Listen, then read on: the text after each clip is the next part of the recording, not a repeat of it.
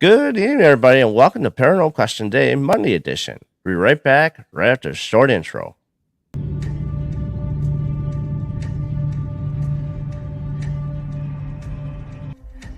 Hey everyone, this is Darren Buss for Paranormal Question of the Day. Tonight's guest is Nathaniel Elwell. He's a paranormal investigator, a digital content creator, and a writing creator. You can find him on TikTok, Facebook, and YouTube.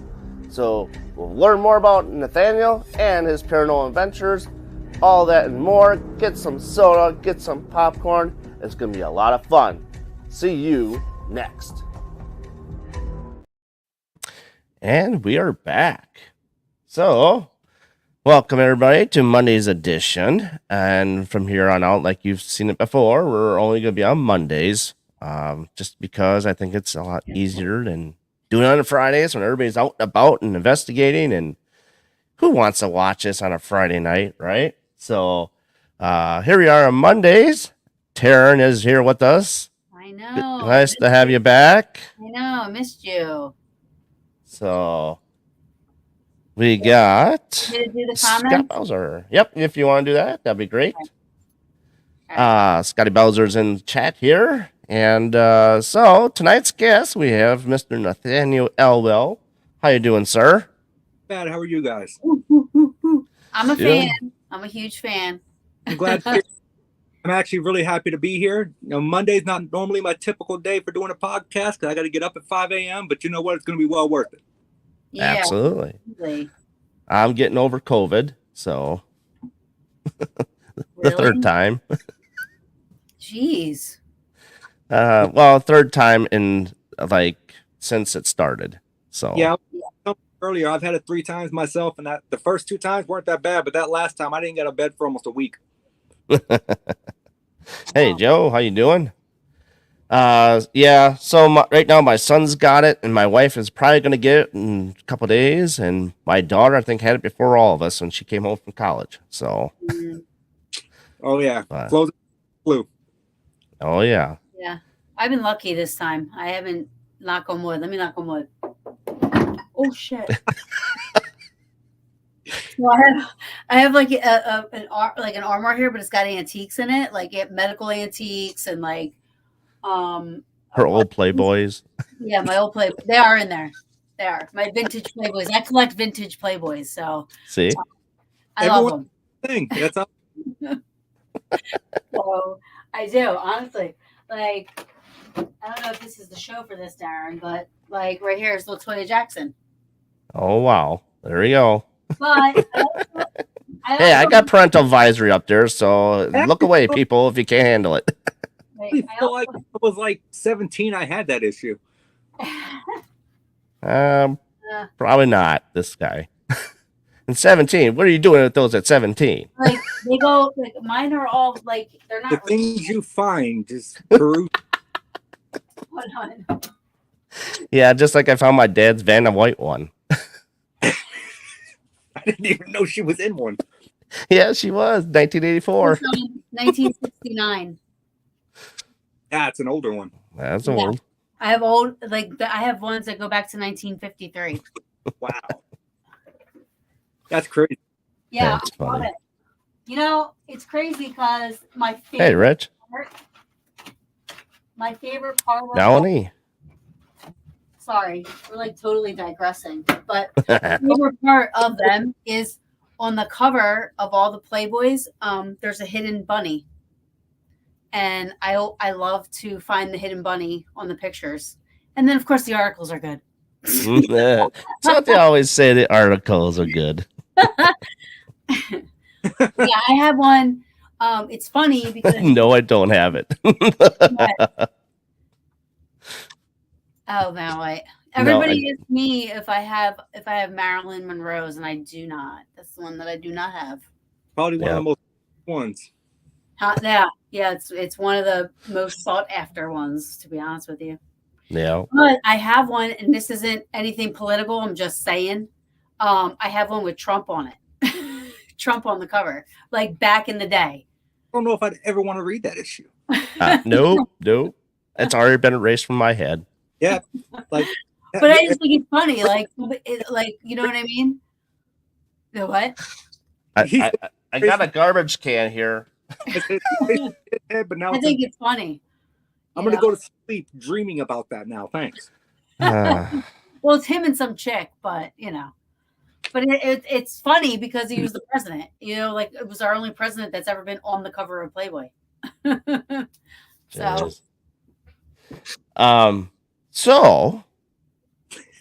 Mr. Nathaniel. I love podcasting the way the conversation. Oh, they always go south. They do. Oh yeah.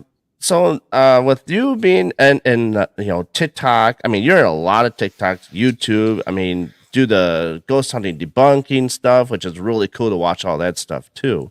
How did you get into the paranormal? And for those of you that don't know who Nathaniel is, let the people know who you are. All right. So my name is Nathaniel Elwell, obviously. I've been investigating the paranormal for over 16 years. I had an experience when I was younger where I'm not going to blame it on this, but I am a Wiccan.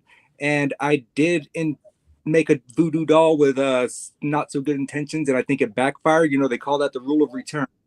And ever since then, I was haunted for several years by something that I couldn't get rid of. And it progressed over, I think it was a span of about 6 years. And what finally got me into investigating the paranormal and founding my first paranormal team was I was asleep with my ex-wife and I woke up and felt a pressure on my chest. And anyone out there who's ever experienced something known as sleep paralysis, it's one of the most terrifying things you'll ever encounter. And I woke up, couldn't breathe, and I felt like there were hands around my neck. Now, probably lasted for maybe 30 or 40 seconds, but when you're in that moment, it seems like it lasts forever. When I finally shook it off and sat up, there was a figure that was standing at the foot of the bed, and it drifted backwards into our hallway. Now, something I had never seen before, when it dissipated, the light bulb in the hallway got really bright, like it got hot, and it actually exploded. Oh, wow. And the next day, I started going and checking out books at the local library. And I started looking into equipment. I started watching some ghost hunting shows to get a basic concept, not the overall concept, because let's face it, they are accentuated. Yep. And so, and it kind of went from there. And I founded the Southeastern Ghost Research Association on July 6th of 2006. And then when I moved here to New Hampshire 7 years ago, I founded the Newport Paranormal Society. Cool. Very nice. Very nice. I watch your videos, Nate. Oh, yeah. Do you want Nathan or Nathaniel? It doesn't matter. A lot of people just call me. Hey, Kyle. Hey, what? A lot of people just call me Nate. Okay, Nate. Good. So, hey, Kyle, your videos are awesome. Obviously, is it safe to say you're a believer? Oh, yes. I'm a firm believer. Okay. But you're also a healthy skeptic because a lot of your videos are, they're short videos, which I love. A lot of people, there's a lot of YouTubers that do this debunking stuff and get in the videos and, explaining to people, but they're usually really long, which they're good too. But your favorite, The Shape? Yeah. Yeah. I love The Shape. Yeah. Yours are good. I love how you break down a video. They're quick to the point. You give your opinion of what you think. And like a lot of times, like I'm impressed because you are, actually debunking stuff more than saying that stuff is paranormal. Mm-hmm. And that's one of my things. Like, and people don't realize, I don't put out as much content as I'd like, and I do try to keep my videos under a minute. And the main reason for that being, it is very difficult to keep someone's attention span for more than 2 or 3 minutes if you're talking about that doesn't interest them. But that's also why I use a lot of the filters that I use, which is one of the complaints that I get a lot is I use too many filters. But I use the filters to capture attention. It's more of a to get to the point. I like that. What do you mean? Like what in your intros and stuff when you're like talking about it and how you like stuff flips colors and does. I think that stuff's cool. And then he gets the color eyes. I knew how to do it. I like the eye changing. I like that. Yeah. That's actually my new setup only because my other one disappeared. They no longer have that filter, so I had to find something new. Yeah, so basically, it takes a while. It takes me about a week to do one breakdown because I save the video and then I go through and I literally watch it frame by frame in a slow motion format. And that's when I typically will see the things that most people will miss because they watch it 1 or 2 times in full speed and they really don't know what they're looking for. And it may be lack of experience. It could be just they want to believe it's really paranormal, or they're just outright not paying attention. Yeah. I like the last. Sorry. Oh, sorry, Darren. Go ahead. But go. What you're saying. I'll say afterwards. I was just gonna say, like, have you gotten a lot of backlash from people who are believers in these videos that you're now saying that you don't think, in your opinion? And that's the other thing I love. Like, you're not saying this is what I'm saying is gospel. You're like, this is my opinion. What do you guys think? So nobody can really be mad at you because it's your opinion. And I do make it allowed to have an opinion. And I make it a point to say that at the end of every video that it's my opinion. What's yours? Because I am intrigued. Someone else may see something that I don't, and there has been a few times that I have went and redacted videos. Right. I have done follow-ups, and I'm like, hey, someone pointed this out to me, and I happen to miss this, because I'm not afraid to admit it when I make mistakes, because I'm human, and I'm not going to get every breakdown right. I'm not going to sit there and say that what I'm saying is 100% what's going on. I'm simply giving a way to offer alternate explanations as to what people could be seeing. Right. And that's what this field is all about, opinions. Yeah. And if they can't understand that this field is all about opinions, then you're in the wrong field. Oh, absolutely. Because you can never be right. Yeah. You can't realistically, until we can take a ghost and put it into a scientific setting and recreate it based off of a hypothesis that we can recreate. Then really we all deal in a field of pseudoscience that's based off of theories and opinions. But I still even think, even if that were to occur, if there was legit like a ghost that come and just sit down and be like, hey, I'm from the other side, this is what happens, I still think there would be people out there that wouldn't believe it. Because all this is also a lot of mental stuff. And once you have something in your head, it's, no matter what it is, it's hard to get it out. Even if what you're seeing, hearing, feeling, whatever isn't true or is true, but if you have plant that seed, it's, mind is such a powerful. It's a big force. It's a very big driving force. That we don't. And if you got two good eyes like you guys do versus me, you see it a lot more different than how I see it. And the one that you showed, I think it was a week ago. It was an outside setting where you saw that shadow go across that building, and it's like, I can't justify this. I mean, it is what it is. To me, it's paranormal. Yeah. Yeah, It's your interpretation. It really is. I mean, that's the other thing. I mean, that's why a lot of times we can listen to EVPs and hear 4 different things. Yep. Yeah, and it may be just for you only to hear it, where I could hear it totally different. Oh yeah, and to touch back on something Terrence said earlier, have I gotten backlash from some of the stuff that I do? Yeah, I've gotten backlash from other content creators, but typically it's the ones that are purposely faking things, and I call them out. If there have been other times where I've done breakdowns and people have been like, Thank you, Lugnut. I never saw that. Like, I appreciate you pointing that out to me. And then there's another factor that goes into this, because every video I review, I hit the favorite button on so I can find it later, because I don't feel like searching for it through that long list of videos. I've actually had people contact me after I put their video on my favorites, and they've asked me not to do their video. What they got something to hide that you have done? Have those people reached out to you? Oh, quite a few of them have, actually. I actually met them at the Paracon down in Salem, and he came over, and he was a very nice guy, and he was like, dude, I appreciate what you did. He's like, I know that you disproved what I said, but you brought me 500 more followers. Oh, but he didn't care. He didn't he was fine with Yeah, because But it opened his eyes, though. What it was he had captured something that it wasn't that he was purposely faking it. Okay. He thought it was paranormal. Right. He couldn't find an explanation for it. And so when I went through and did my little still framing, and he was like, I never would have saw that. He's like, I've been labeling this thing as paranormal, and I've put it all over the internet. And here you come and you tell me, hey, this isn't paranormal. And you showed me why. And he's like, and what you showed me, I can't argue. See, that's one thing. I get that. I have a picture. Supposedly I captured an apparition. One apparition in my 20 years of investigating. Supposedly it's an apparition in the Gettysburg on the railroad cut. Now, I believe that's what it is. Over time I've convinced myself, with all kinds of stuff. I mean, I took it in 2010. So I've been sitting on this for 13, 14 years, but if somebody were to say to me that they don't believe that's what it is, and they sit there and they say, well, this, and that, and give me reasons and stuff, I'm not going to get mad that they don't agree, because at the end of the day, I can't prove it is. At the end of the day, they can't prove to me it wasn't, because we're never going to be at that spot in 2010 together with all the same stuff happening and everything going. I mean, how can you prove either way? You know, create the situation perfectly. Yeah. Unless you walk through a portal and go back to 2010. Mm-hmm. Yeah. I mean, but it is what I mean. I believe that that's what it is.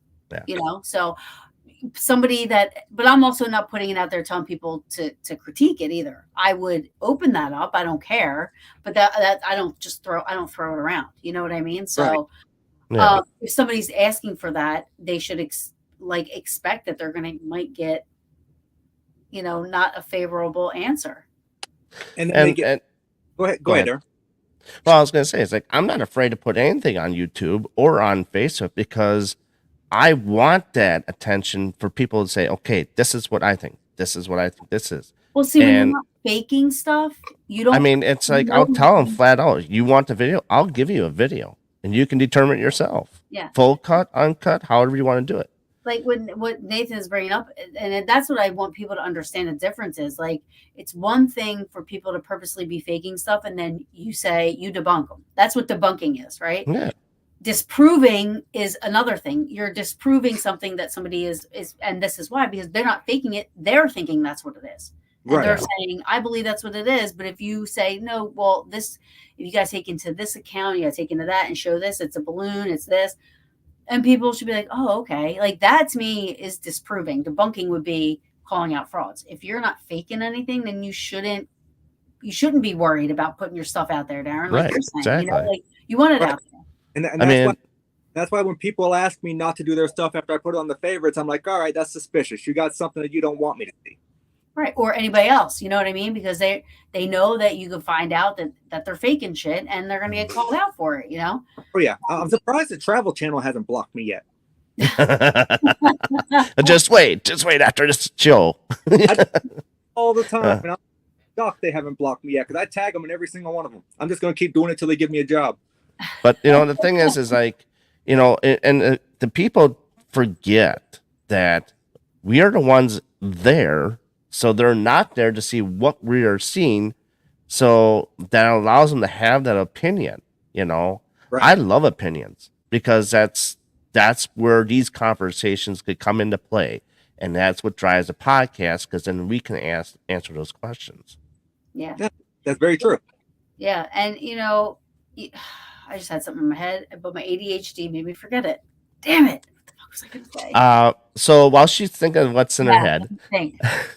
I hate my brain. Oh, I'm there. I haven't been having brain fog for like a year and a half. We were just talking about it. You were earlier, and it may have slipped your head. You had started off with, I love the video, and then you kind of got sidetracked, or we got sidetracked. I don't know what happened there.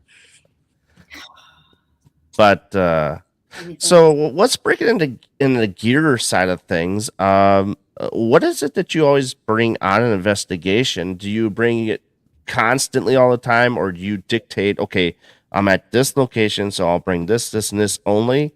Or do you just bring it all no matter what? So I feel like it's always smart to have a different array of devices, because different locations are going to react differently to different devices, from what I've found in my time. So I almost always have one of these. It's a different kind of EMF detector, but it actually emits a loud noise. So I can sit this in a room by itself and leave it alone, and I'll be able to hear it. I'm not going to push the button now, because this thing is ear screeching. But if I leave that in my room by itself and it goes off and there's nothing around to make it go off, then that's something I have to go look at. I can be in, a room that's 50 yards away, and I can hear that thing in an abandoned building because of the echoing. Yeah. One of the things I recently got, which I absolutely love, is my Vortex crypto cord box. Okay. I love this thing. It's a motion censored music box, and completely custom made for me from crypto cords. Mm-hmm. Very cool. I picked the creepiest music I could find. That's cool. You hear that going off in an abandoned place, you're liable to shit your pants. But I always, of course, and the standard stuff. Like I'm not more as much of a gadget person as I am an old school kind of guy. Hey, Bill. I like the old school, get a voice recorder, bring a notebook.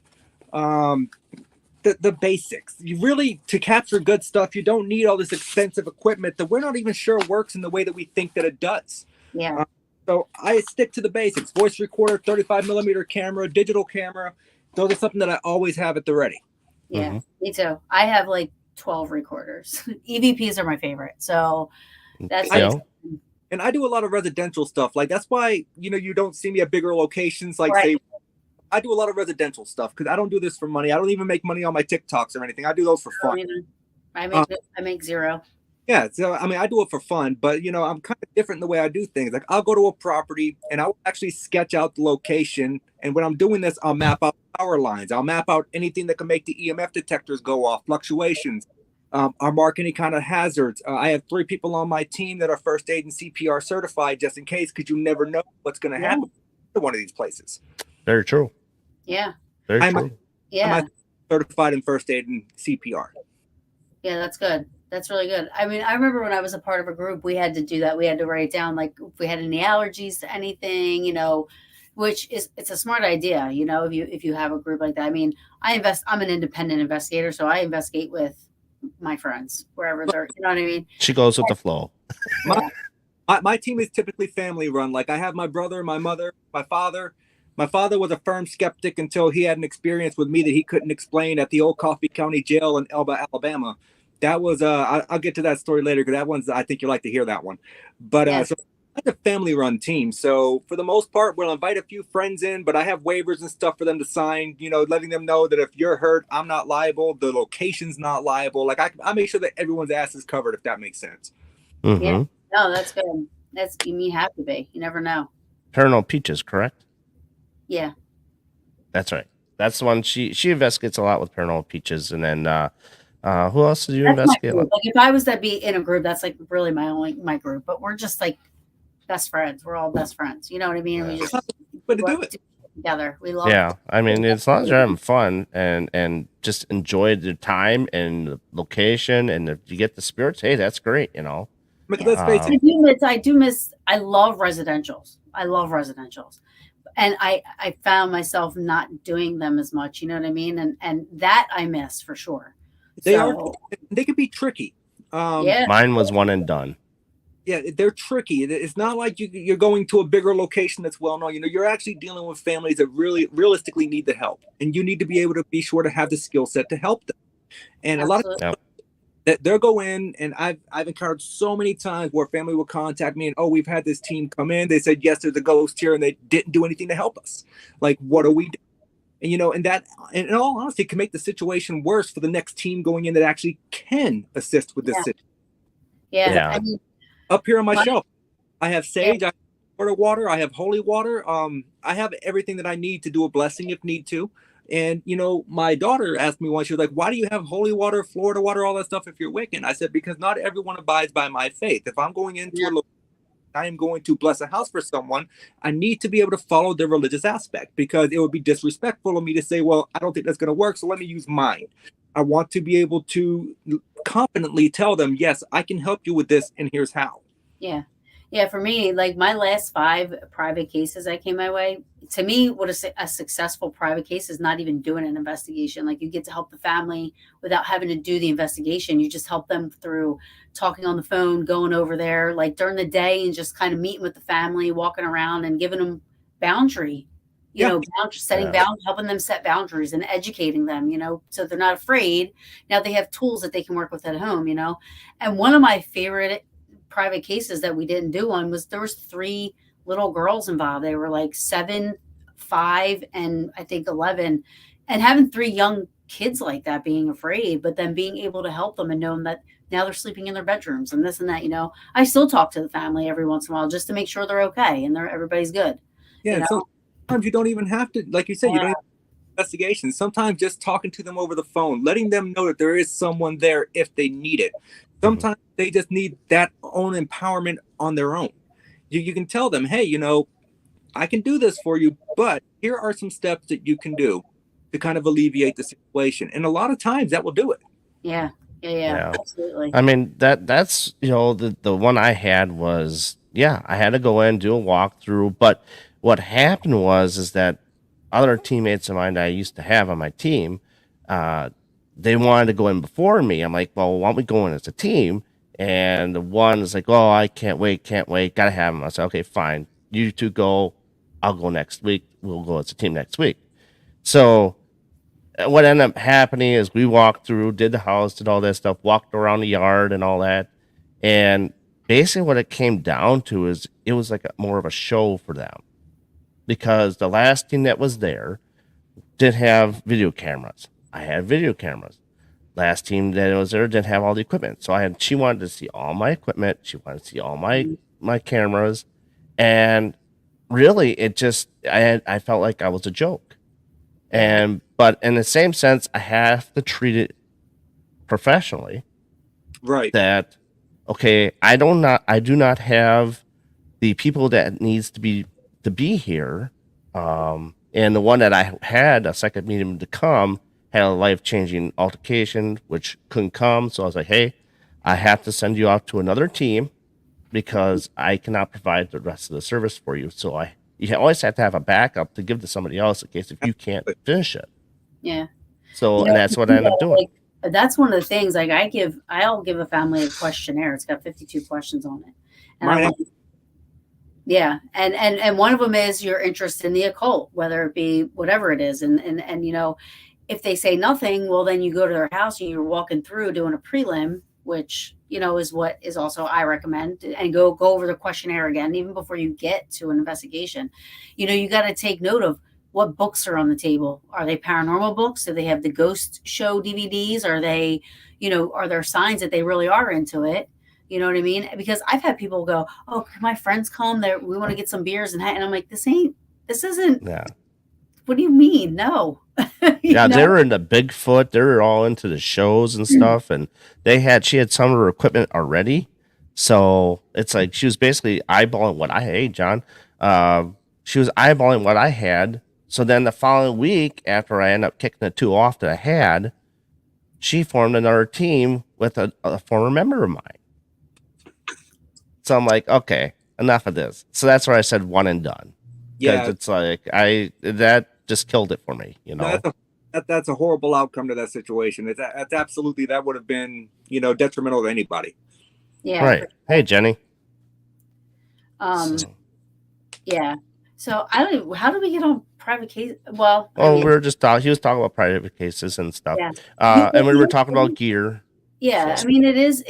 You got to be careful with private houses. I mean, especially if you have that family that really is, again, like we were talking about earlier, convinced that their house is haunted, and you go in there and you say, well, here's some things that I can explain.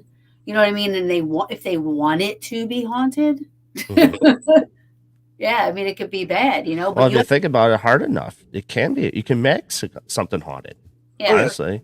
Thought forms. Even if that is mental, coming from thought forms or mental, you know what I mean? Yeah, absolutely.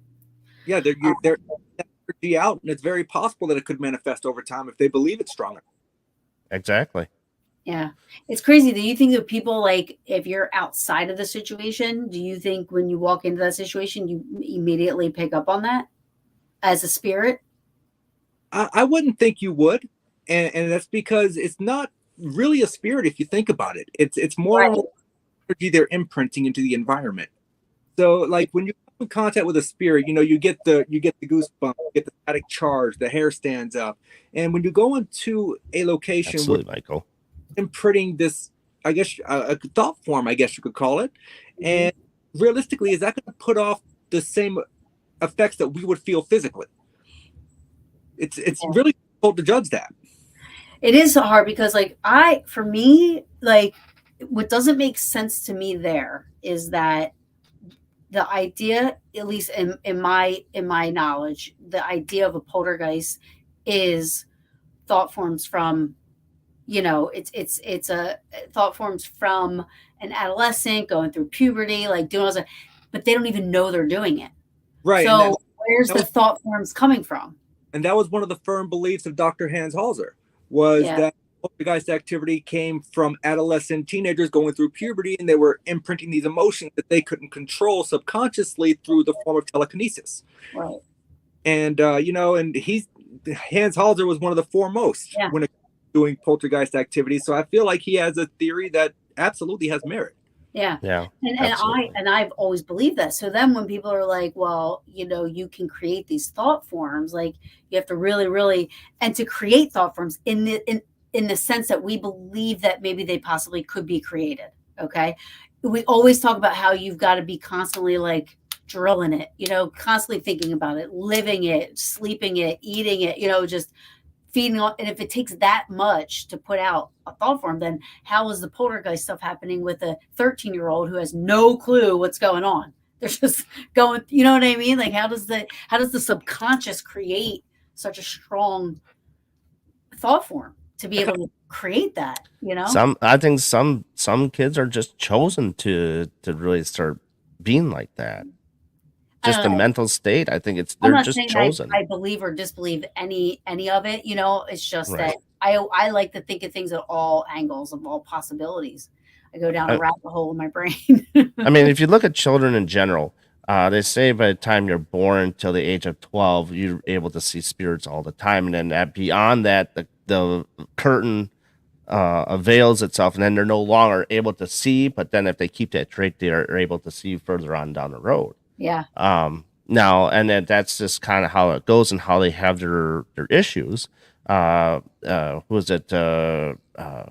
Fitzgerald from GHI, Barry. He was talking about that years ago, and I had a question about it because my daughter would have sleep paralysis, would see things, stuff like that, but never wanted to say it, and but they thought I was loony back then when I was talking about stuff, but it's like no, this stuff happens. You dug into the bag there, Barry Fitzgerald. Wow. I know. Yeah. I was actually supposed to be on the show Ghost Hunters Academy, but my ex-wife was pregnant, and I ended up not being able to go. I ended up. Yeah, I had Barry on. Paranormal Brew. He's cool. He's cool to talk to. Tim brings up an interesting point because I agree. I mean, nobody is. Granted, there are some teams that have, counselors and stuff like this and that on their medical people or police officers or this and that. So in one sense, some teams do have trained individuals to deal with certain situations, but a lot of times, you're using your instinct, and that's why it's so important for people to, know that what they see on TV isn't really how it is, because you can't, you have to know when to be like, you know what, I can't handle this. I got to tell you to go here or go there, or do this or do that. I know for us, like if anybody had medical issues on the psych side of it, we would have to see like medical documentation that they're being treated, that they take their meds, stuff like that. Or if there isn't, then we don't take the case, like, because it's just something that we wouldn't deal with. I wouldn't deal with anyway. You know what I mean? I'm not a trained professional like that. That would just be horrible for everyone involved in the situation in that case. But the problem is there are groups out there that don't care about any of that. They just want to go in and get evidence, and that's it. So they take that stuff. You can't do it that way. And you can't. And those are the teams that I assume he's referring to here, about the liabilities. I mean, there's more liabilities. Lots of liability. Yeah, for sure. That's why I was saying, like, I agree with them. It's definitely, because there definitely can be liabilities. You can go in and make it worse if you don't know what you're doing. And that's, that's where having the knowledge of being like, hey, I personally cannot handle this. Let me tell you, though, I will find you someone who can. Well, see, and that's why I think the questionnaire is so important. You give these people a questionnaire, have them fill out things, and then even going to the house and doing a prelim before you do an investigation to you go over the questionnaire again, and you do that. For me, I'm more being an investigator at that point as opposed to looking for ghosts and paranormal. Like me, I'm like, all right, one of the last questions is, what do you want to see out of our help? Like, what do you want from us? What do you want to happen? And a lot of times it was, make it go away. Well, we can't do that. Yeah. So we can give you tools to help you to whatever, but we can't, if it was, a lot of times it was because they think that what we do is what's on TV, like we're TV people. They just when people don't know any better, really, they just think you're the people on TV, you know, and so they're like, oh, where are all the cameras and where's this thing? You're like, dude, you're wasting my time. Yeah, it's like that. But exactly. Like I said, that was the last residential case. I'm like, nope, this yeah, is not I it. mean, I mostly like, unfortunately, like I haven't gotten any in a long time. So, but I would always try to help out. You know, I've been in the medical field since I was 17, you know, and for me, I use some of that training, and I know when there's something I'm up against that I can't handle, Mm-hmm. you know, in medical wise and stuff like that. Now, as far as ghost hunting and stuff, I mean, that is instinct, intuition, and just being smart or not, you know, and knowing when you feel a red flag or you got a red flag intuitionally or however you want to put it, you know that, okay, maybe I need to back off this. Yeah, because and you're right. Prelims, they're very important. Like I told you earlier, I go through and guess the locations. Typically, I do 2 phone interviews, an in-person interview where I sit them down, we have lunch or something, and then when I'm going through sketching the location, I'm doing exactly what you're saying. I'm looking for these little things. You're looking for paranormal books. You're looking for cult books. You're looking for anything that could trigger off in your head saying, hey, they said in their questionnaire and they said during their interviews that they weren't into this kind of stuff. Then why am I seeing this kind of stuff? That is a question you need to raise to the client, because then you've now caught them not really in I guess you could say a lie. And when you catch that format, can you really trust anything that they're telling you? Right. And that's a big thing. Like, Yep. you know, whether it's like a psychological thing, and when I say psychological, not anything diagnosed, meaning, like you can make yourself think anything. Like I use this all the time, but like when you're dating somebody and one thing happens and you think they're cheating on you, right? And you don't say anything, but everything they do seems shady. Seems shady now. Like everything that they normally would do, doesn't matter what they're doing, right? You're gonna look at them and be like, I know what they're doing, in your head, because you're in your head, you're making this stuff true, you know. You're very. It's just like I have an object up here that a lady gave to me because she swore that it had some kind of bad juju. I've had this object in my house now for going on 2 years, and I've had no occurrences with it. Right. And I think it has to do with the history of the object. It's a vial of soil from Centuria Penori in Transylvania. It's from Dracula's castle. Oh, cool. Oh, wow. That's cool. She found it. She actually found it in her storage shed, and she brought it home. And then she claimed, once she learned the history of Vlad, that she was having vivid nightmares and all this. And she, in her head, just want it gone. I was like, yeah, sure, that sounds like a cool object. I'll take it from you. Yeah. Which haunted objects are not typically my thing. That's not what I deal with. I have a guy, Danny Perez, who I would refer that to actually, and that's where those would go. But this one, I like it. It's unique. No, I think that's cool. Not even sure if I could get to it at the moment. Jing from Indonesia. Hey, lady. So we were talking about gear earlier. What's the most outside the box experiment you have done on an investigation, or at least attempt to try? Cool. That's very neat. That's really cool. So, outside of the box stuff, one of my favorite things that I've done, and it's very difficult to do because the camera likes to lose focus. I like doing strobe light filming.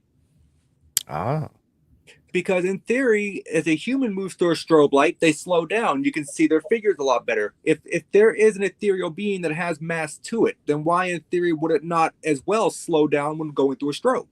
Mm-hmm. But like I said, it's very difficult to do because, well, let's face it, your camera does not like to focus on that. So the way I've found to counteract this is I have 3 different strobe lights that I set up at 3 different speeds from 3 different directions to give the room full coverage. And I find that the camera doesn't blur out nearly as much. Interesting. So, Annie, I just want to say, yes, I agree with you. I agree with that theory. Your videos, right? Your videos that you do you find them or do people send them to you? Both. Oh, okay. I've actually, typically what happens is I find myself in a nighttime of can't sleep and I'm scrolling TikTok looking for stuff and I come across them, I save them. And then there's the occasion that people send me their own stuff, which I appreciate that, because normally when they send me their own stuff, they're asking for their own knowledge. They're not looking to be like, hey, I caught this and I want you to disprove it. They're sending it to me and say, hey, I'm just curious. What do you think of this? And those are typically the people that I get really positive responses from. Yeah.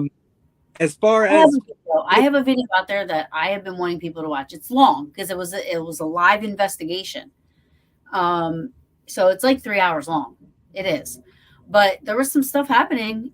I'm not a big equipment person. So they had equipment there, and I don't know too much about it, but I couldn't understand. It literally was like we were getting intelligent responses with it, and I don't know how it was happening. So, and there's a couple other stuff that happened that night that was just, I can't really explain. So I have it out there. I tell on all my shows, I'm like, watch the video. Somebody give me some feedback. So I don't know. You can find that video if you can tag me in it somehow. Yeah. I can watch it over the weekend. Check it out. Yeah. I mean, like honestly, it was the, if it really is unexplainable, it was probably the best weekend I had. Oh, interesting. But yeah, so cool.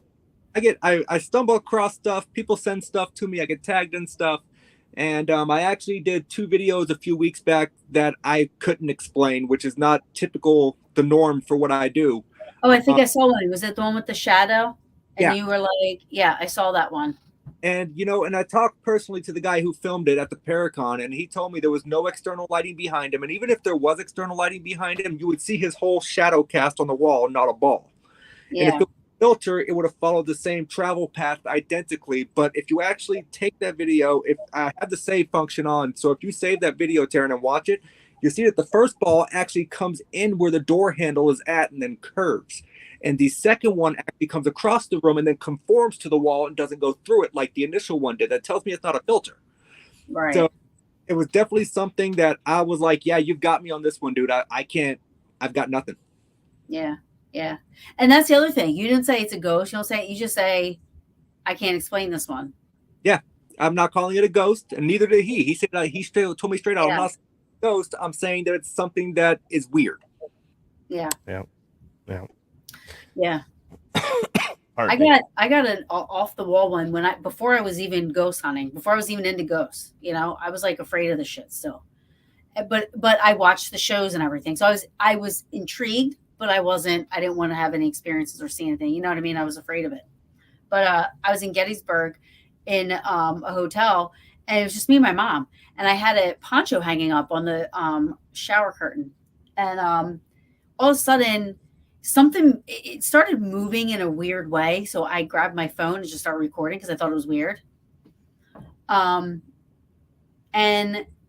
I'm just recording, and it's going on for a couple minutes, and it's just like moving like real slow. There was no vents on, no windows were open, nothing like that.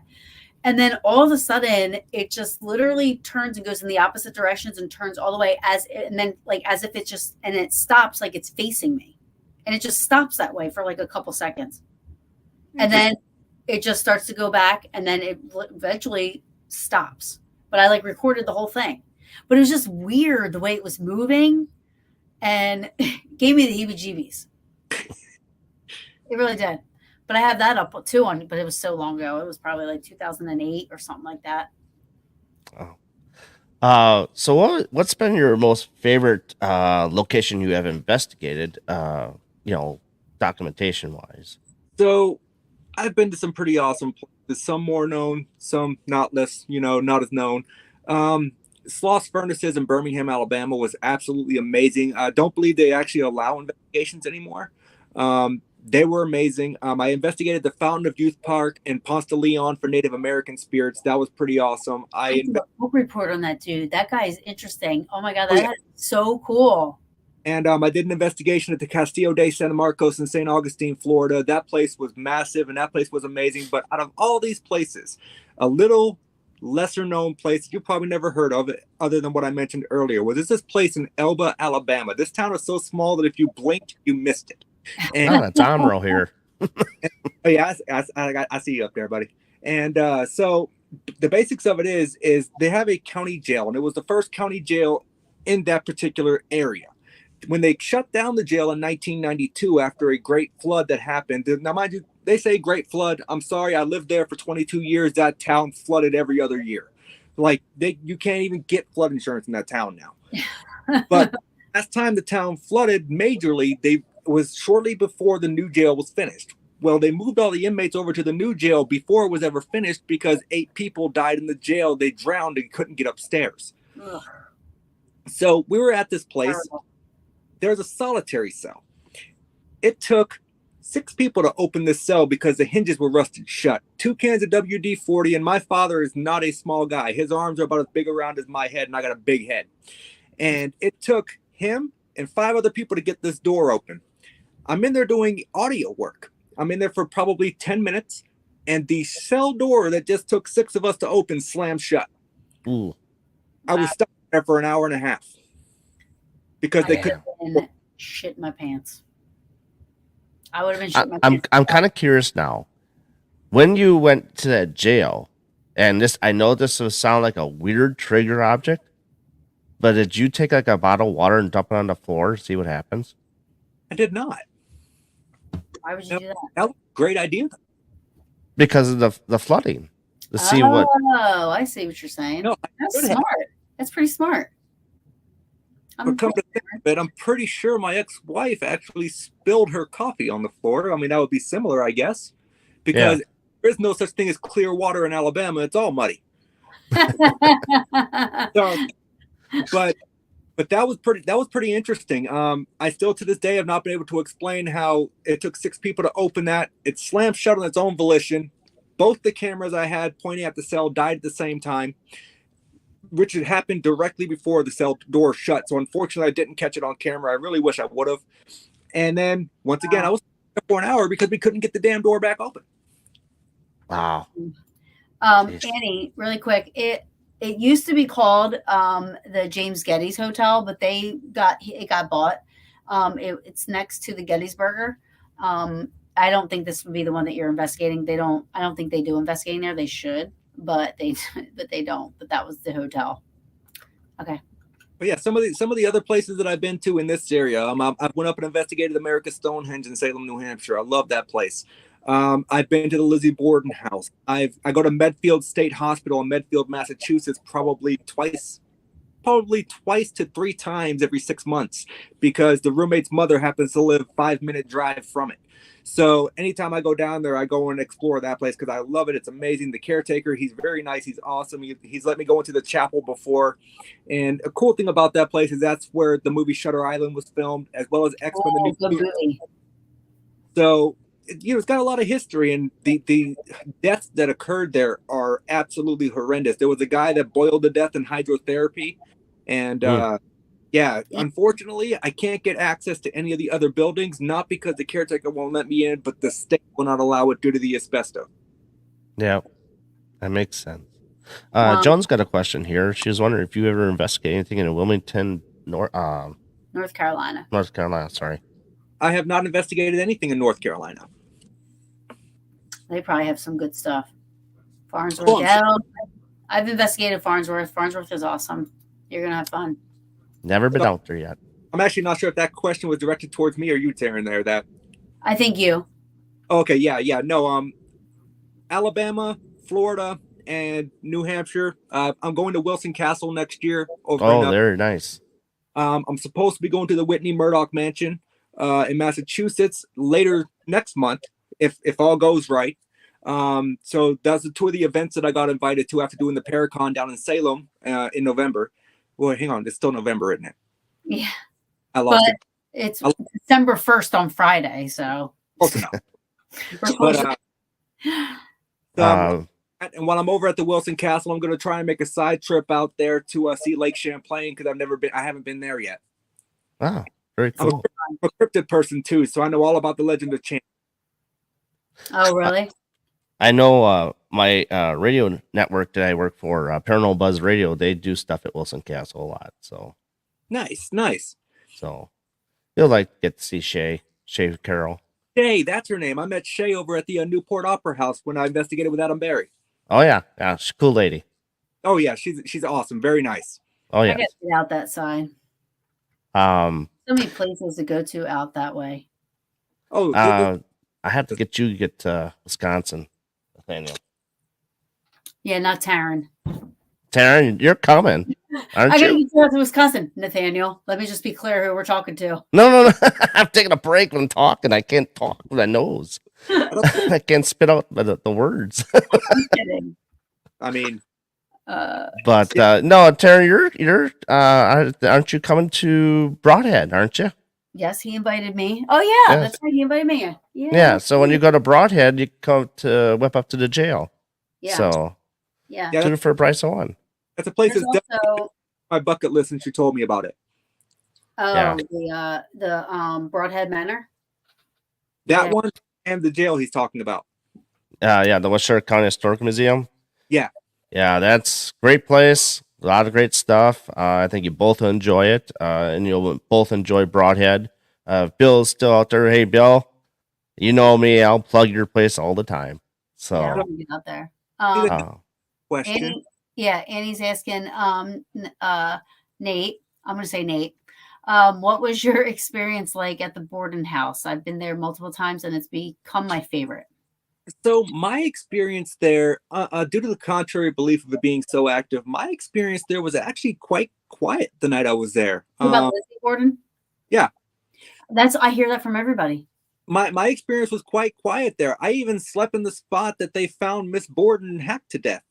Like I was on the floor sleeping in the exact spot. And like I didn't really hear any knocking. There was maybe once or twice that we may have caught an EVP, but it was so I guess you could say what's the word I'm looking for here? Just say it wasn't clear enough for me to tell you that it could have been a legitimate piece of audio. It could have been someone scuffling, who knows. Yeah. But really quiet for me. Yeah. A lot of people I know that have gone there say that. So to both of you, I think it's still a cool place to go to, but so to both of you, do you think Lizzie actually did it, or you think it's somebody else that did it? I've always been kind of partial to that mysterious brother-in-law. I don't know. I go back and forth. I feel like it's the maid. The problem is you watch a show where they make her innocent, you're like, she's totally innocent. Then you watch a show where it makes her look guilty. I'm like, oh no, she did it. I go all the time. I go back and forth with it. I think it was the maid.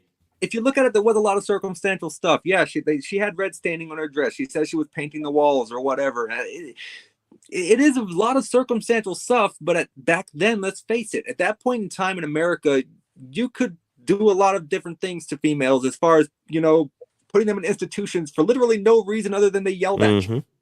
So to have this case so sensationalized because of the way it was put to the media, it's just astounding for the time frame. So realistically, you're never going to be able to convince everybody that she didn't do it or she did do it. I mean, it's hard to really tell. Do I think she may have gotten away with murder? Yes, it's possible.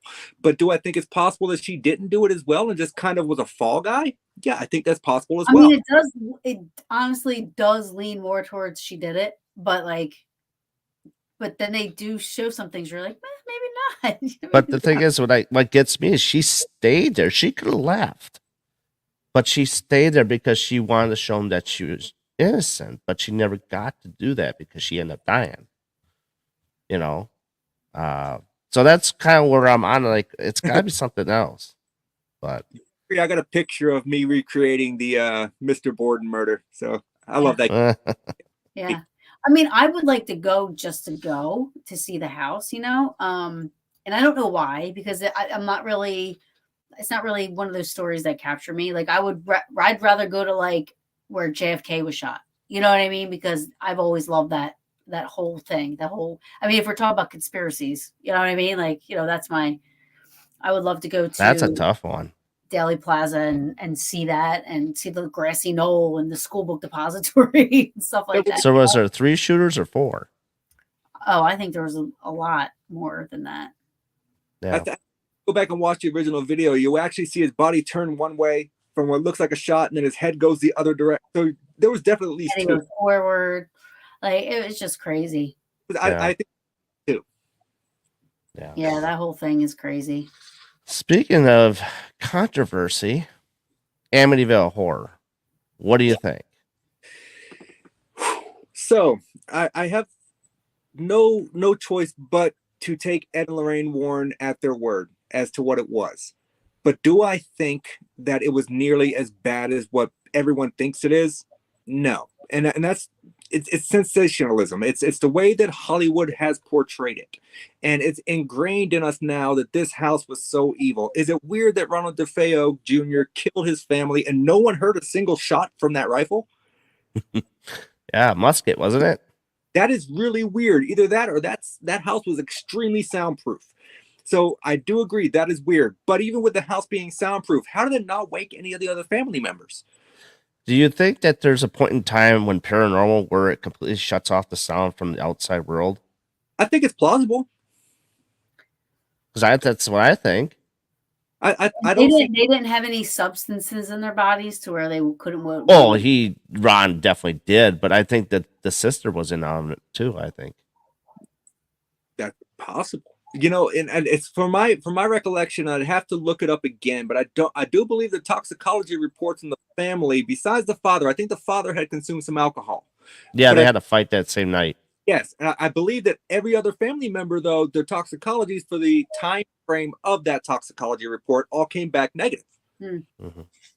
It's just, it's like I had an hour.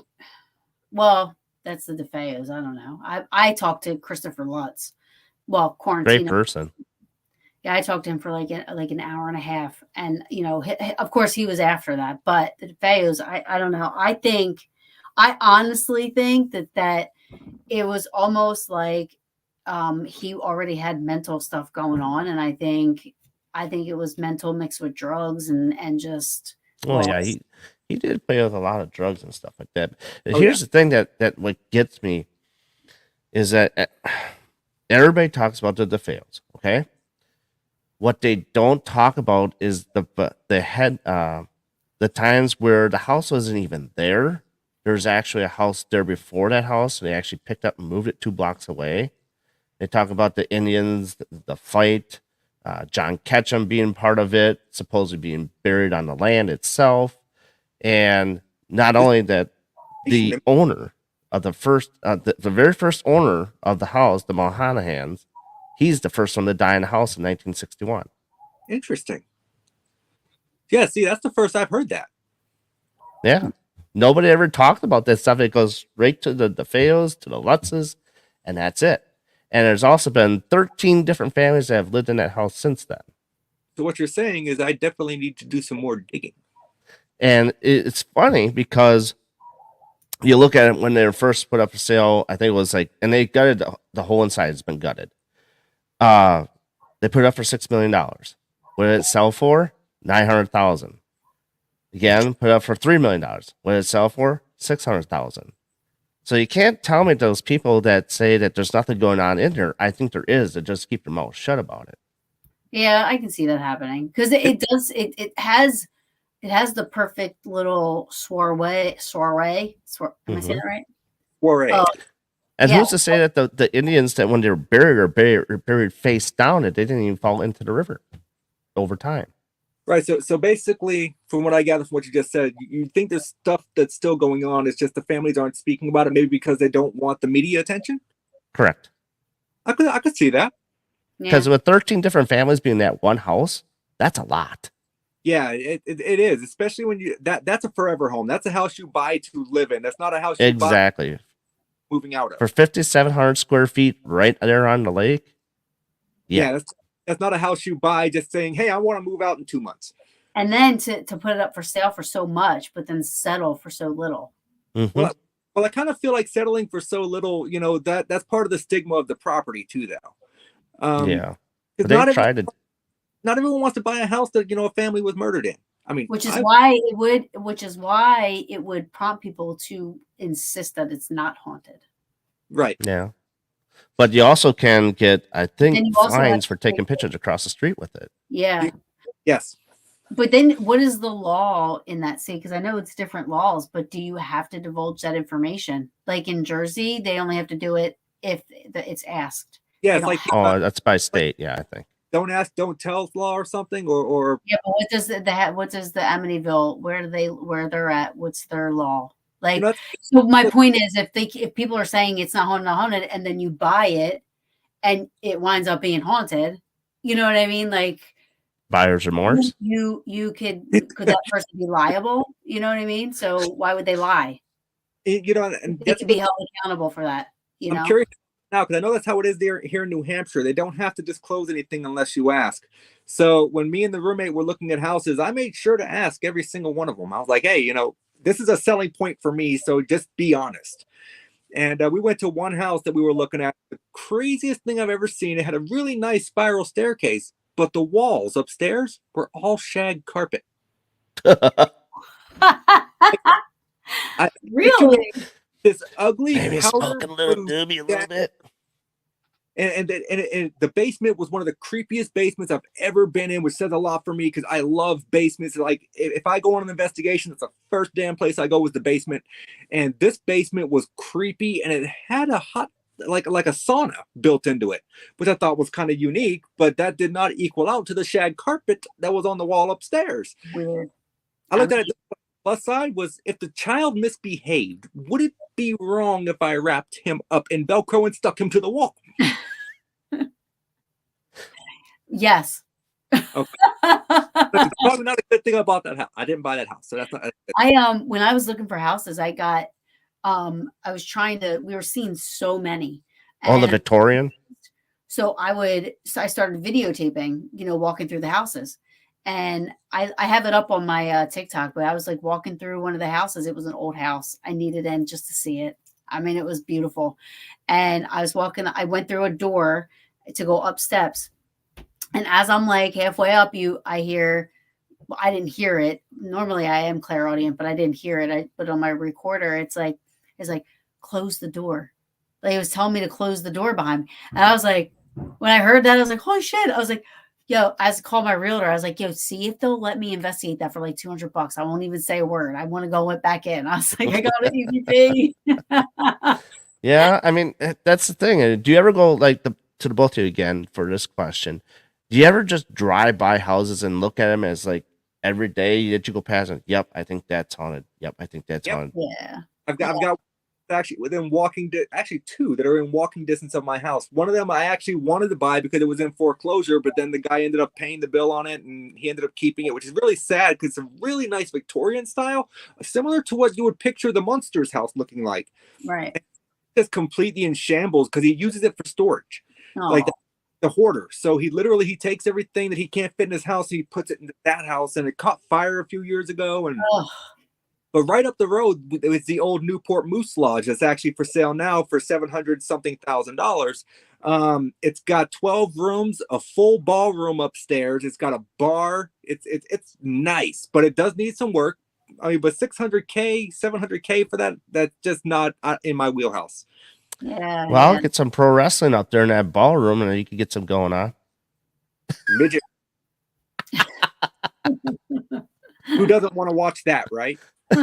Especially when they staple themselves. You don't want them to staple it. Oh my God. Yeah, that's I watch a lot of wrestling. But I feel like that would be a really cool place to own, just for the fact of it just looks creepy. Like it's got this ambiance that when you walk by it, you want to cross the street because you don't want to be near it. And like, who knows what kind of history it's got? It used to be a moose lodge, so who knows what happened in that place? Yeah, that's so Well, true. hopefully, they didn't do anything funky to mooses in there. All right, you know what? I saw some things in Alabama that we're not going to mention on the podcast. So, like I said, first of all, mooses are huge, aren't they? Yes, they're huge. Yes. I mean, I don't know how. Like I said, I just don't know. I don't want to know. Yeah, well, whenever if I ever get the opportunity to buy a place, it's going to be Gettysburg. That's it. That's by the whole town. And no matter where you go. I've not been yet. Oh, you have 3 years. 3 years in a row, I went to go to the Gettysburg Bash and ended up missing out because I either had car trouble or I was having troubles here at home and couldn't make it. I mean, listen, the Bash is amazing.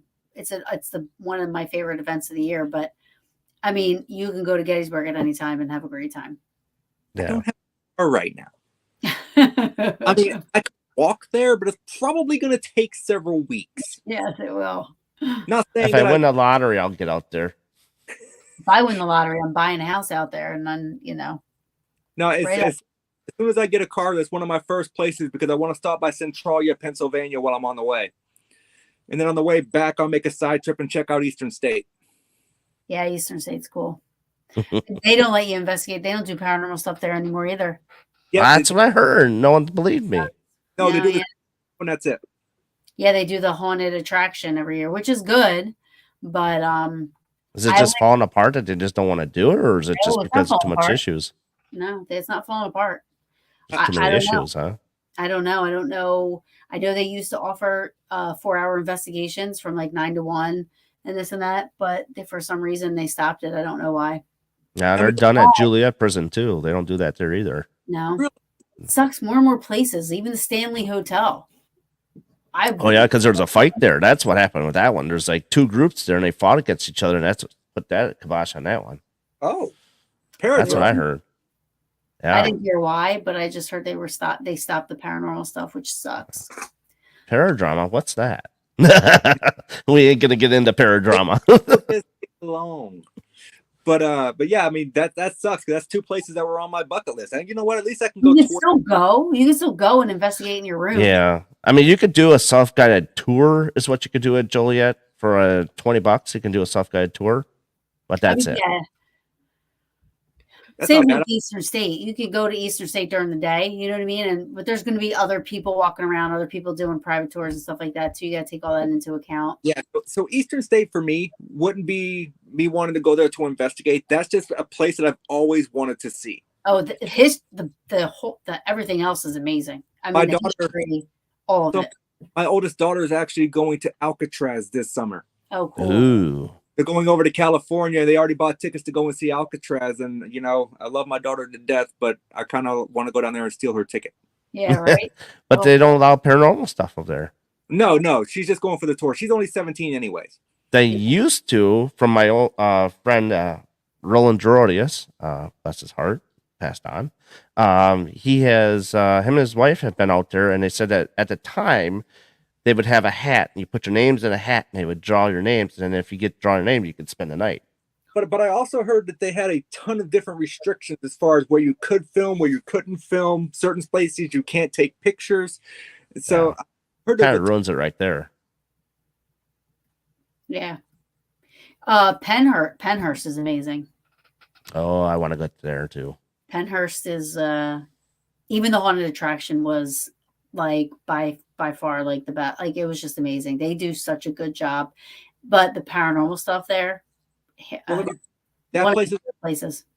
So if I have a car by next year, my goal is to be able to make it out to Rolling Hills Asylum. Rolling Hills is great. I would love to go to Rolling Hills, and there's another place over in that area that I, for some reason, Wildwood Sanatorium. Wildwood Sanatorium is great. And so those are the 2 places that I really want to be able to get to next year. Yeah. Well, I could go to Wildwood. I was go to Hinsdale. Hinsdale's right there too. Oh, good point. So why not make it a 3-way trip? I'm good with this. That's what a lot of people do. They'll just do, because once they go up there, because they're all like within 45 minutes of each other. Oh, so, wow.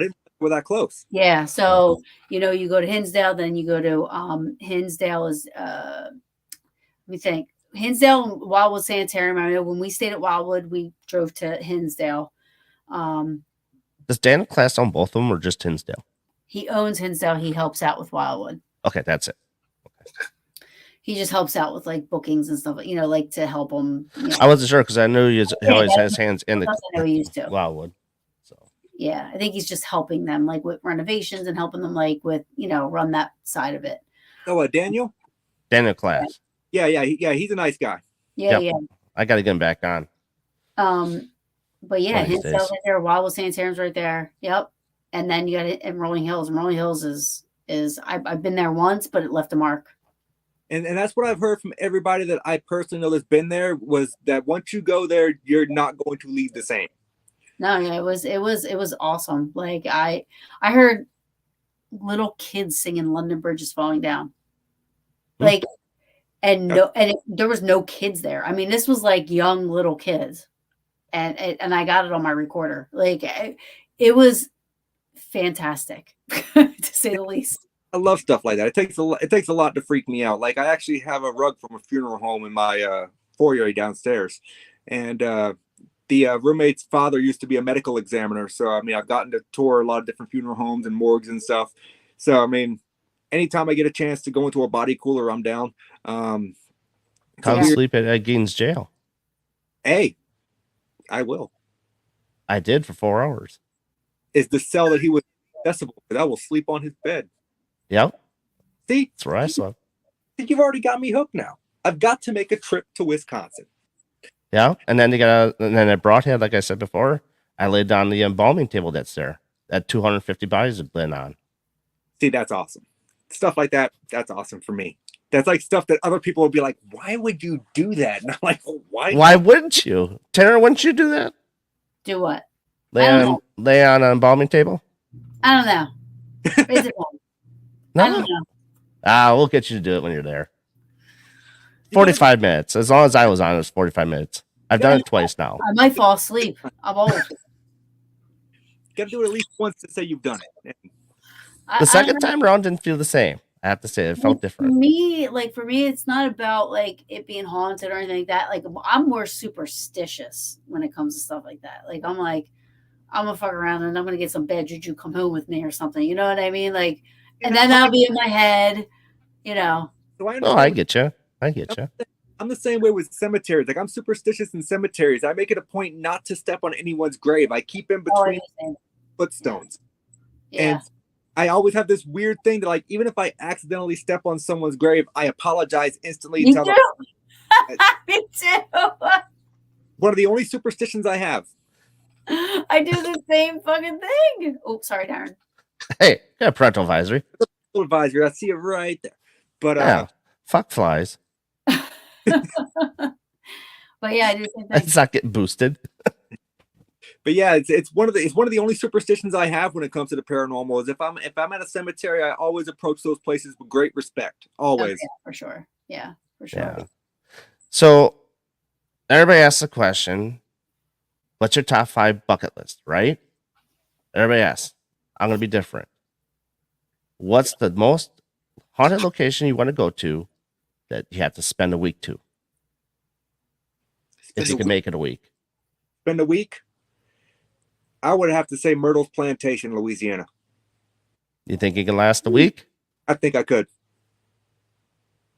I put a challenge on that.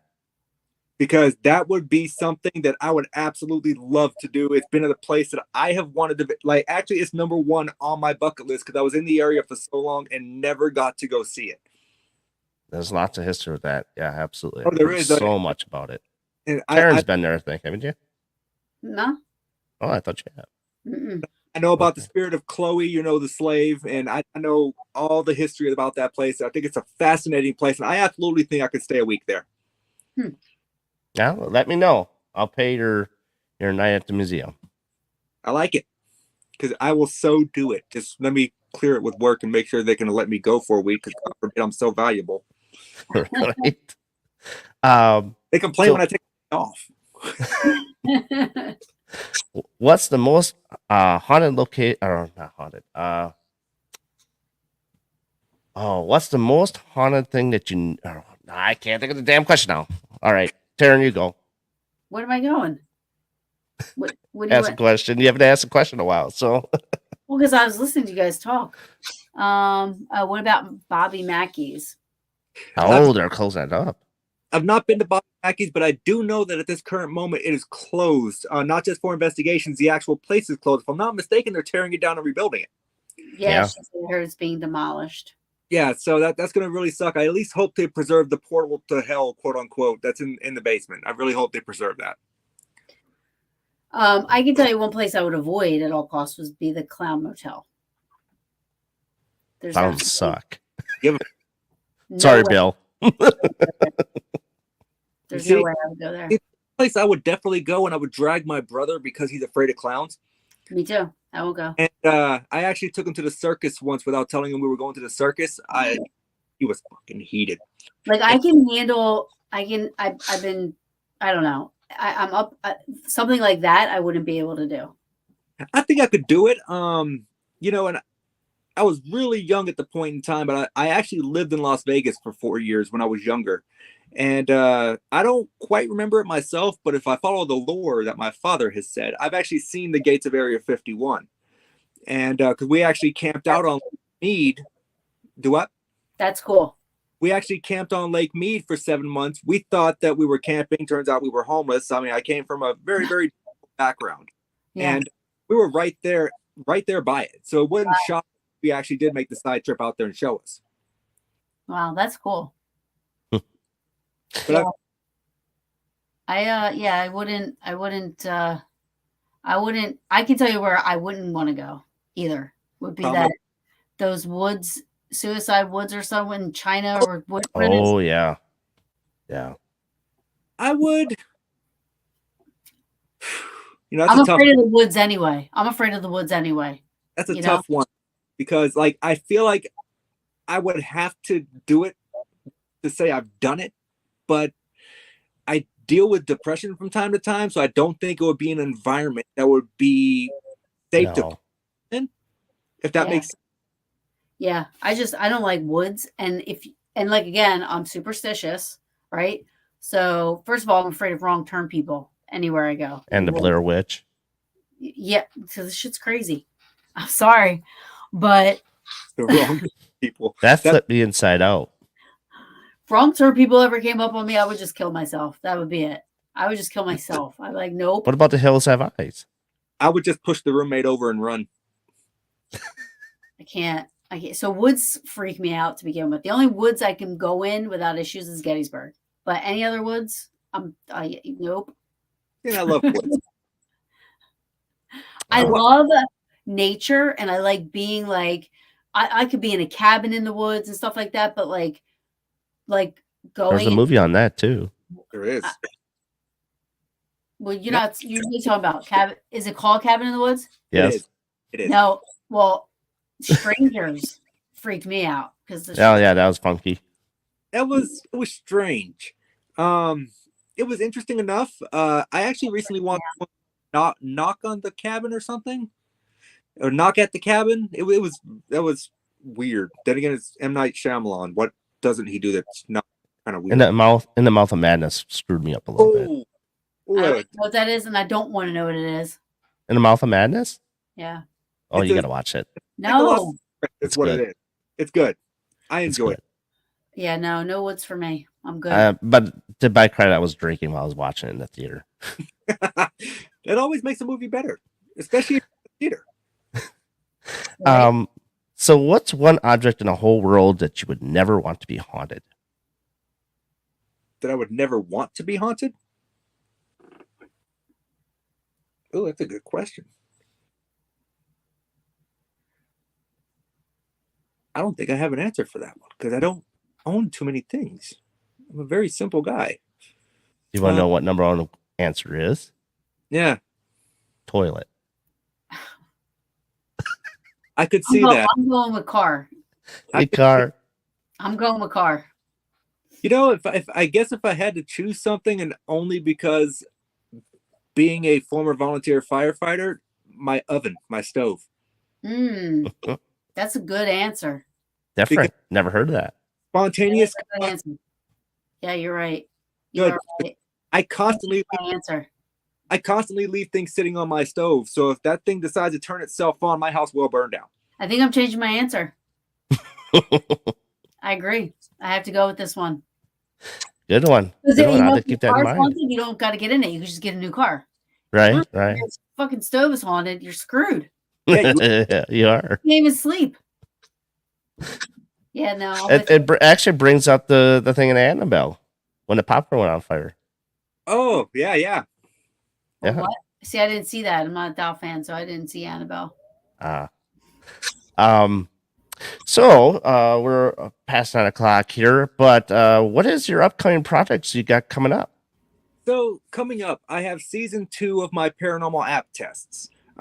Basically, I download applications from the App Store and or Android Store now that I have an Android device, and I test out these applications to see if I think they really work or if they're just a bunch of BS. And I sit there and I do the same thing like I would do on my TikToks, is I analyze every aspect, and I do it in a little bit of a different style because everything that you see is a screen recording. So literally you're watching me test the app as I use it. You're not seeing me do it from a different angle, different screen. You're physically looking at what I look at. And normally I won't even use the apps before I do the test. I fire them up because for me, ease of use is going to be a major factor for me. So I got that season 2 of that coming out. I think I've got 12 episodes planned. I've got more breakdowns coming out. I've got 4 more coming that I can't explain. And, hopefully within the next few weeks, I'll be down at the Whitney Murdoch Mansion and then heading over to Connecticut for, not Connecticut, but Vermont for Wilson Castle. Very nice. Very nice. Taryn, what you got coming up? Well, as far as investigating goes, I don't have anything coming up until after January. Thank God. Unless a little small one comes up here and there. You know what I mean? Oh, we're working on this too. So trying to find a publisher, but I've got my book done. Oh, cool. Very nice. Awesome. So hopefully Congratulations. that will be out by the summer of 2024. Awesome. Hey, you know what? Get a hold of Scotty Bowser. He might be able to help you with the publisher. Yeah, because right now, I think the main thing for me is, I don't have a physical literary agent, and a lot of companies won't take you on if you don't have one, Mm-hmm. which makes it really difficult. So that's not a bad idea, because I actually have Scott Bowser as a friend on my Facebook. I have spoken to him a few times. Actually, he sent me one of his shirts. So it's not a bad idea. Maybe I will hit him up. And when he comes to jail, I'll have him there waiting for you. Awesome, because I'll bring my shirt and my book, because I plan on buying the Geen book, and he can sign them. Yep. He's got the 3rd book done. I did see the cover. I think I saw the cover art for it. Yes. It's a cool cover. Very, very different and unique. And he is currently working on a screenplay now for a movie. I did see something about that earlier as well, where he had the little screen. I said, well, I guess I need to work on my screenplay. Yeah. He's a busy guy. There's nothing wrong with keeping yourself busy. Oh, yeah. Oh, yeah. What else I was going to say? Oh, yeah. So I like to do this thing at the end of every show. Do you, for the guests in the chat here and those that are listening, do you have a special message you would like to leave with the audience tonight for advice or just a good word, positive note for future use? My thing is, when it comes to the paranormal, and I said this at the Paracon down in Salem, one of my slogans is always assume the natural before you think it's supernatural. Take your time and try your best to look at it from every aspect before you claim something is paranormal, because once you claim it's paranormal and someone else rips it apart, that could damage your credibility. Absolutely. Amen to that. Taryn, any more questions? No, I'm good. He's going to be on my show January 3rd. Awesome, awesome. If you didn't get enough of Nate tonight, watch him January 3rd on Paranormal Brew. And there you go. I will be there. I was going to say with bells on, but I don't think I would. So bells. Don't think I won't go with bells in my ears over here. I got gauges. The only thing that we got coming up on this side up in Wisconsin, we have the Valentine's Investigation happening February 17th with guest Traveler's Moon. And then from there, the season will open at the museum. And then we will possibly be having a Halloween event as well in October. So I have to see what I can get for guests for that.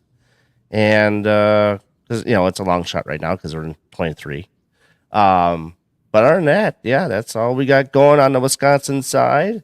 I thank you all for joining us tonight. And thank you, Nathaniel. Thank you, Taryn, for coming in. And, I'm sounding a little hoarse because, like I said, I'm getting over COVID. I hope you feel better soon. Yeah, I'll be okay tomorrow, I think. But yeah, with that, I thank you all for joining us tonight. Like I said, that's Nathaniel, and that's Taryn, and I'm Darren. And you have been watching the Paranormal Brew and BB3 TV networks and the on Facebook. I can't talk about this shit right now. And catch us on MGS Paranormal on YouTube channel. I bid you adieu, And so long, everybody. Good night, everyone.